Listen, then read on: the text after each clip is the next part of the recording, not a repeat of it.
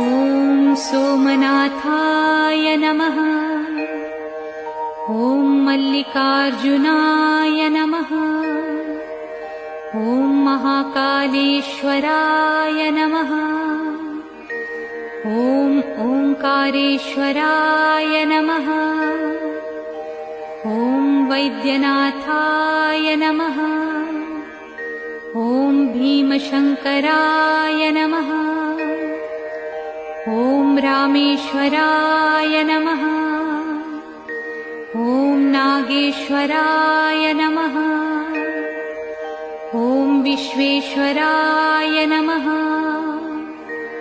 ॐ त्र्यंबकेश्वराय नमः। ॐ केदारेश्वराय नमः। ॐ भुस्मेश्वराय नमः।